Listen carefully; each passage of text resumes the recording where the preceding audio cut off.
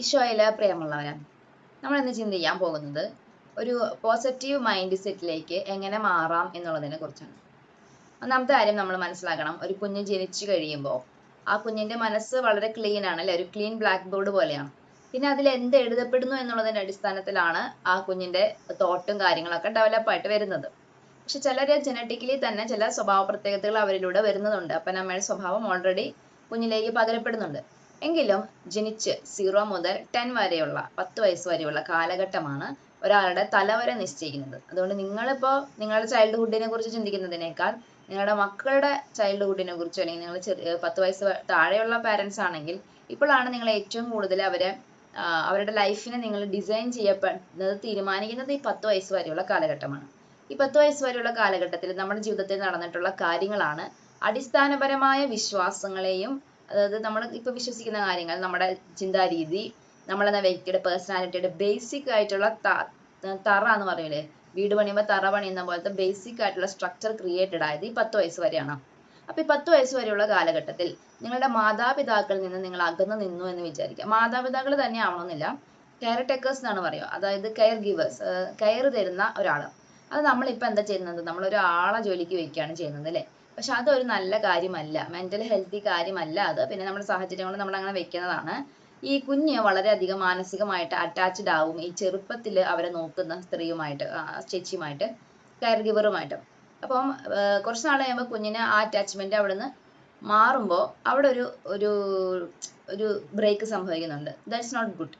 പക്ഷെ അതേസമയം നിങ്ങളൊരു കെയർ ഗിവറിനെ വെച്ചാലും, ഒരു ചേച്ചിനെ മക്കളെ നോക്കാൻ വെച്ചാലും കൃത്യമായ സമയം കുഞ്ഞിന്റെ കൂടെ ചെലവഴിക്കുകയും കൃത്യമായ കുഞ്ഞിന്റെ കാര്യത്തിൽ കുറച്ച് സമയമല്ല, ഒരു ദിവസത്തിലെ ജോലി കഴിഞ്ഞ് വീട്ടിലെ ജോലി കഴിഞ്ഞ് ബാക്കിയുള്ള കുറച്ച് സമയം അല്ലാതെ കൃത്യമായ ഇടവേളകൾ, പിന്നെ ഹോളിഡേയ്സ്, ഇങ്ങനെ കുഞ്ഞുമായിട്ടൊരു മാനസിക ബന്ധം നിങ്ങൾ പുലർത്തണം.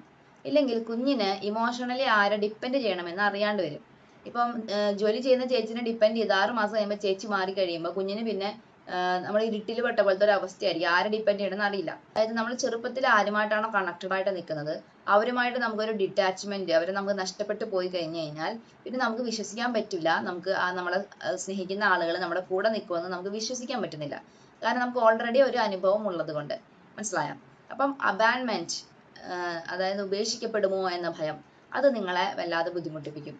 അപ്പോൾ പാരൻസ് കുട്ടികളോടുകൂടെ ആയിരിക്കുമ്പോൾ കൃത്യമായ സമയം കുട്ടികൾക്ക് വേണ്ടി ചെലവഴിക്കാനായിട്ട് നിങ്ങൾ ശ്രമിക്കണം. അപ്പോൾ നിങ്ങൾ പറയും എനിക്ക് സമയമില്ല, എനിക്ക് ജോലിയാണ് വലുത്. സമയമാകുമ്പോൾ കുഞ്ഞുങ്ങൾ ജനിക്കട്ടെ.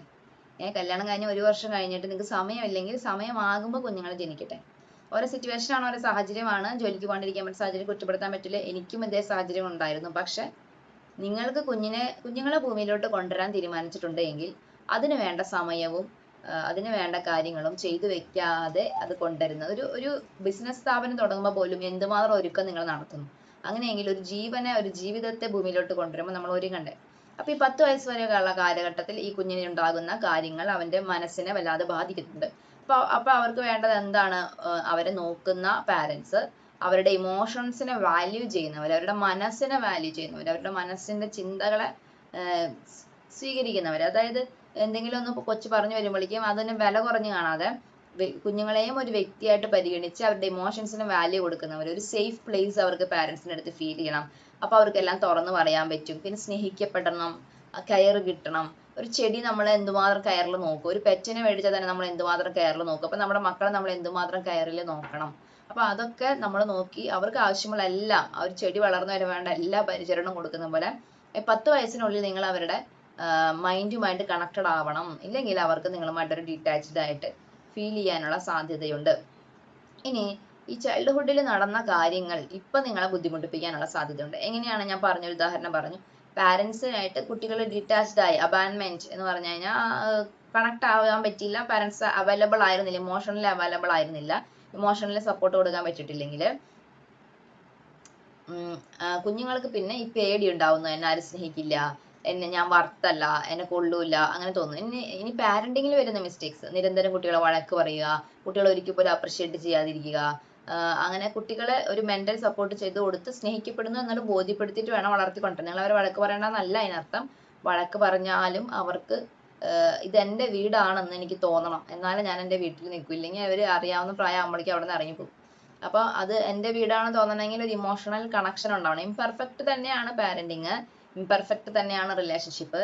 എന്നാലും നമുക്ക് ഒരു ബന്ധമുണ്ട് അല്ലേ? എൻ്റെ അപ്പനമ്മയൊക്കെ ആയിട്ട് എനിക്കൊരു ബന്ധം ഉണ്ടാവുന്ന ഒരു അവസ്ഥയാണത്. എൻ്റെ അപ്പനമ്മയൊക്കെ ആയിട്ട് എനിക്കൊരു ബന്ധം ഉണ്ടാകണം മാനസികമായിട്ട്. അത് വളരെ ഇമ്പോർട്ടൻ്റ് ഉള്ള ഒരു കാര്യമാണ്. ഇനി കുഞ്ഞുങ്ങളെ നിരന്തരമായ വഴക്ക് പറയുക, ടോക്സിക് പാരന്റിങ് എന്ന് പറയുന്ന ഒരു സംഗതിയുണ്ട്. ഇത് നമ്മുടെ നാട്ടിൽ നടക്കുന്ന ഒരു കാര്യമാണ്. പക്ഷെ ഇതിനൊന്നും ആളുകൾ അഡ്രസ്സ് ചെയ്യുന്നില്ല. പക്ഷെ പാരന്റിങ്ങിൽ ഒരുപാട് നമ്മുടെ ഇമോഷൻസ് ഒക്കെ കുട്ടികളുടെ മേല് അടിച്ചേൽപ്പിക്കുന്ന കുറെ മനുഷ്യരുണ്ട്. ഇനി അപ്പൊ ചിലർ പറയും എനിക്ക് എൻ്റെ ചെറുപ്പത്തിൽ കിട്ടിയില്ല, അതുകൊണ്ട് ഞാൻ അവൾക്ക് കൊടുക്കുമെന്ന് പറയും. നിങ്ങൾക്ക് ചെറുപ്പത്തിൽ കിട്ടാത്തതല്ല നിങ്ങൾ കൊടുക്കേണ്ടത്, അവൾക്ക് എന്താണ് വേണ്ടത് അതാണ് കൊടുക്കേണ്ടത്. അതായത് നിങ്ങളുടെ പാസ്റ്റ് ഡ്രാമാസും നിങ്ങളുടെ മെന്റൽ ഹെൽത്ത് ഇഷ്യൂസും നിങ്ങളുടെ ചൈൽഡ്ഹുഡിൽ നടന്ന കാര്യങ്ങളൊന്നും നിങ്ങളുടെ കുഞ്ഞുങ്ങളെ ഭാരപ്പെടുത്തേണ്ട കാര്യമില്ല. അവരൊരു പുതിയ ജീവിതം തുടങ്ങുന്ന നിങ്ങളൊരു പുതിയ പാരന്റ് ആണ്. അപ്പൊ നിങ്ങളുടെ പാരന്റ്സിൽ നിന്ന് കിട്ടിയതല്ല, അത് റോങ് ആണെങ്കിൽ അത് എടുക്കാതെ നല്ലതാണെങ്കിൽ അത് സ്വീകരിച്ചിട്ട് നിങ്ങൾക്ക് മുന്നോട്ട് പോകാം. പക്ഷെ നിങ്ങൾ വേറെ ആളാണ്, നിങ്ങളുടെ മക്കൾ വേറെ ആളാണ്. ഇപ്പൊ എൻ്റെ മകൾക്ക് എനിക്ക് കിട്ടാത്തൊരു സാധനം എൻ്റെ മകൾക്ക് കൊടുക്കണം എന്ന് ഞാൻ വിചാരിക്കുന്നു. പക്ഷെ അതെൻ്റെ മകൾക്ക് ആവശ്യമുള്ള ഒരു സാധനമാണോ എന്ന് എനിക്കറിയണ്ടേ? അപ്പം നമ്മുടെ മുമ്പിലുള്ള കുഞ്ഞിനെ ഒരു പുതിയ വ്യക്തിയായി പരിഗണിച്ചുകൊണ്ട് വേണം നിങ്ങളെ കുഞ്ഞിനെ കെയർ ചെയ്യാനായിട്ട്. ഇനി നിങ്ങളിൽ ആർക്കെങ്കിലും ചൈൽഡ്ഹുഡ് മോശമായിട്ടുണ്ടെങ്കിൽ വലിയ കോംപ്ലിക്കേഷൻസ് ലൈഫിൽ കൊണ്ടുവരുന്ന ഒരു സംഗതിയാണ് അത്. നിങ്ങൾ 30 വയസ്സോ 40 വയസ്സോ 50 വയസ്സായാലും നിങ്ങളുടെ മനസ്സിനെ ബാധിക്കുന്ന ഒരു വിഷയമാണ് ഈ ചൈൽഡ്ഹുഡ് മോശമാവുക എന്ന് പറയുന്നത്. അപ്പോൾ ഇത് മാറ്റാൻ പറ്റും. പക്ഷേ മനുഷ്യന് എപ്പോൾ വേണമെങ്കിലും ലൈഫിൽ മാറ്റം കൊണ്ടുവരാൻ പറ്റും. നിങ്ങളെ കുറിച്ച് തന്നെ നിങ്ങൾക്കൊരു ധാരണയുണ്ടാവുക, എൻ്റെ ജീവിതത്തിൽ നടന്ന കാര്യങ്ങളെ കുറിച്ചൊക്കെ എനിക്കൊരു ധാരണയുണ്ടാവുക. അങ്ങനെ ഉണ്ടാവുമ്പോൾ എനിക്ക് എന്തുകൊണ്ട് ഇങ്ങനെ ഒരു ബിഹേവിയർ ഉണ്ടായത്, അല്ലെങ്കിൽ എന്തുകൊണ്ടാണ് എനിക്ക് ഇങ്ങനത്തെ കാര്യങ്ങൾ വരുന്നത്, അതിനൊന്ന് അനലൈസ് ചെയ്യാം. ഇപ്പൊ എൻ്റെ പാരന്റ്സ് എന്നെ ഭയങ്കരമായിട്ട് ക്രിട്ടിസൈസ് ചെയ്യുമായിരുന്നു. എന്നെ എപ്പോഴും അവർ വഴക്ക് പറയുന്നതാണ്. എൻ്റെ ഓർമ്മയിൽ മൊത്തം ഉള്ളത് വഴക്ക് കേൾക്കുന്നതാണുള്ളത്. സോ ഇത് എനിക്ക് ഒരു വളർന്നു വന്നു കഴിഞ്ഞപ്പോഴും എനിക്ക് വഴക്ക് കേൾക്കാണ്ടൊന്നും ചെയ്യാൻ പറ്റുന്നില്ല. അതിന് നമ്മൾ കണ്ടീഷനിങ് ആയി എന്നാ പറയുക. അതായത് വഴക്ക് കേട്ട് ചെയ്ത് ശീലമായി എനിക്ക്. അപ്പൊ എനിക്ക് വഴക്ക് കേൾക്കാതെ ചെയ്യാൻ പറ്റുന്നില്ല. പിന്നെ എൻ്റെ പാരന്റ്സുമായിട്ട് എനിക്ക് അറ്റാച്ച്മെന്റ് ഇല്ലാത്തത് കൊണ്ട് രണ്ട് കാര്യങ്ങളാണ് നമുക്ക് സംഭവിക്കുക. ഒന്ന്, നമ്മൾ മറ്റാരെങ്കിലും കുറച്ച് സ്നേഹം കാണിക്കുമ്പോഴേക്കും ഭയങ്കരമായിട്ട് നമ്മൾ അറ്റാച്ച്ഡ് ആവും. കാരണം നമ്മുടെ ഇവിടെ ഫില്ല് ആവാതെ കിടക്കുന്ന കുറേ ഇമോഷൻസ് ഉണ്ട്. അത് നമ്മൾ മറ്റുള്ള ആളിൽ നിന്ന് ഡിപ്പെൻഡ് ചെയ്യണം. പക്ഷെ കുറച്ച് നിങ്ങൾ മുന്നോട്ട് പോയി കഴിയുമ്പോൾ നിങ്ങൾക്ക് തോന്നുവാണ് എൻ്റെ ഓൺ പാരന്റ്സ് തന്നെ, ഒരു ബേസിക് ബിലീഫാണ്, നമ്മൾ ചിന്തിക്കാന്നല്ല പറയണേ, എൻ്റെ ഓൺ പാരന്റ്സ് പോലെ തന്നെ സ്നേഹിച്ചിട്ടില്ല, അല്ലെങ്കിൽ അവരുടെ സ്നേഹം എനിക്ക് കൃത്യമായിട്ട് പിന്നെ എന്നെ ആര് സ്നേഹിക്കാനാണ്, ഐ എം നോട്ട് വർത്തി, എനിക്ക് സ്നേഹത്തിനുള്ള അർഹതയില്ല, ഞാൻ സ്നേഹിക്കപ്പെടില്ല, എന്നെ സ്നേഹിച്ച് ഞാൻ എല്ലാവരും എന്നെ വിട്ടിട്ട് പോവുള്ളൂ, അങ്ങനെയൊക്കെയുള്ള കുറെ ചിന്തകൾ വരണം. അത് നിങ്ങൾ മാറ്റണം. ആ ബേസിക് തോട്ടിനെ മാറ്റണം. CBT എന്ന് പറഞ്ഞ ഒരു കോഗ്നിറ്റീവ് ബിഹേവിയർ തെറാപ്പി എന്ന് പറഞ്ഞൊരു സംഗതിയുണ്ട്. അതെന്താന്ന് വെച്ച് കഴിഞ്ഞാൽ ഇതുപോലെ നിങ്ങളുടെ മനസ്സിനെ അനലൈസ് ചെയ്തിട്ട് ഈ ഒരു ബിഹേവിയർ നിനക്ക് ഉണ്ടാകുന്നതിന് പുറകിലുള്ള കാര്യത്തിനെ മനസ്സിലാക്കിയിട്ട് ആ ചിന്തയെ, തോട്ടിനെ കറക്റ്റ് ചെയ്യാം. ഇപ്പൊ എൻ്റെ അമ്മ എന്നെ സ്നേഹിച്ചിട്ടില്ല എന്നുള്ള തോട്ട് എന്നെ കിടക്കുന്നുണ്ട്. ഓക്കെ, അപ്പം അതിന് തിരുത്താം. എൻ്റെ അമ്മ വളരെ യങ് ആയിരുന്നു, അവർക്ക് അറിവില്ലായ്മകൾ ഉണ്ടാവും, അവരുടെ എഡ്യൂക്കേഷൻ കുറവുള്ള ഒരു സ്ത്രീയാണ്, അവർക്ക് അറിയാവുന്ന പോലെ അവർ നോക്കി കാണാം, അല്ലെങ്കിൽ അവർക്കും അത് കിട്ടി കാണത്തില്ല. അങ്ങനെ പറഞ്ഞിട്ട് നിങ്ങളുടെ ബേസിക് തോട്ടിനെ നിങ്ങൾ കറക്റ്റ് ചെയ്യുവാണ്. അല്ലെങ്കിൽ അതൊരു പെയിൻ ആയിട്ടോ ഇതൊരു നെഗറ്റീവ് കാര്യമായിട്ടോ മനസ്സിൽ സൂക്ഷിക്കാണ്ടിരിക്കുവാണ്. ആ തോട്ടിനെ നിങ്ങൾ കറക്റ്റ് ചെയ്യും തോറും നിങ്ങൾക്ക് ഹീലാവും, നിങ്ങളുടെ ബിഹേവിയറിൽ മാറ്റം വരും. ഓക്കെ, അങ്ങനെയാണ് ഈ കോഗ്നിറ്റീവ് ബിഹേവിയർ തെറാപ്പി ഒക്കെ നടക്കുന്നത്. അതായത് തോട്ടിനെ തിരിച്ചറിയുക, അതിനെ കറക്റ്റ് ചെയ്യുക, അതിനെ റീപ്ലേസ് ചെയ്യുക റൈറ്റ് തോട്ടുമായിട്ട്. അപ്പോൾ ഓട്ടോമാറ്റിക്കലി നിങ്ങളുടെ ആക്ഷൻസിൽ മാറ്റം വരും. ഇനി ഇനി ഇനി എനിക്ക് പറയാനുള്ളത്, ഇതെല്ലാം പാരൻസിന് തലയിലിടരുത്. ഞാനൊരു കുറേ വർഷക്കാലത്തോളം എൻ്റെ പാരൻസ് കൊള്ളൂല, എൻ്റെ പാരൻസ് കാരണം ഞാനിങ്ങനെ, എൻ്റെ പാരൻസ് എന്നെ സ്നേഹിച്ചില്ല, അവരെന്നെ നോക്കിയില്ല, അത് ബാലിശ്യമാണ്. നമ്മൾ വളർന്നില്ലേ, നമ്മൾ വളർന്നു, നമ്മൾ ഇനിയും നമ്മുടെ വ്യക്തിത്വത്തിന്റെ റെസ്പോൺസിബിലിറ്റി നമ്മൾ പാരൻസിന് തലയിലിടാൻ പറ്റത്തില്ല. കാരണം അവർക്ക് അറിയാവുന്ന രീതിയിൽ ആ ഒരു കാലഘട്ടത്തിൽ അവർക്ക് പറ്റുന്ന രീതിയിൽ ഒരുപക്ഷെ നമ്മൾ നോക്കിയിട്ടുണ്ടായിരിക്കും. ഇന്നിപ്പോ നമ്മൾ പാരന്റ് ആവുമ്പോഴും നമുക്ക് ഇംപെർഫെക്ഷനോട് കൂടി അത് ചെയ്യാൻ പറ്റുന്നുള്ളൂ. കാരണം നമ്മൾ ഒരിക്കലും എല്ലാം അറിയുന്ന ആളുകളൊന്നും അല്ലല്ലോ. അപ്പം അതായത് ഇത് പ്രശ്നങ്ങളും കുറവുകളും കുഴപ്പങ്ങളും ഒക്കെ ഉണ്ടാകും പാരന്റിങ്ങിൽ. അപ്പൊ നിങ്ങൾ നിങ്ങളുടെ പാരന്റ്സിനോട് ക്ഷമിക്കണം. പാരന്റ്സിനോട് നിങ്ങൾ ക്ഷമിക്കണം. നിങ്ങൾ അവരുമായിട്ട് സമാധാനത്തിലാവണം. ചില പാരന്റ്സ് കുറച്ച് ടോക്സിക് ആയതുകൊണ്ട് അവരുടെ അടുത്തേക്ക് പോകാനൊക്കെ നമുക്ക് മടി തോന്നും. പക്ഷെ അത് വേണം, അതല്ല ഞാൻ അതായത് അവരുടെ ഒപ്പം ആയിരിക്കുക എന്നൊക്കെ പറയുന്നത്. ചില പാരന്റ്സ് ഭയങ്കര മാനിപ്പുലേറ്റീവ് ആണ്, ചില പാരന്റ്സ് ഭയങ്കര ടോക്സിക് ആണ്. അപ്പൊ വീണ്ടും അവരുടെ അടുത്തേക്ക് പോവുക എന്നൊന്നുമല്ല ഞാൻ പറയുന്നത്. മറിച്ച് നിങ്ങൾ ചെയ്യേണ്ടത് മനസ്സുകൊണ്ട് അവരോട് ക്ഷമിക്കുക.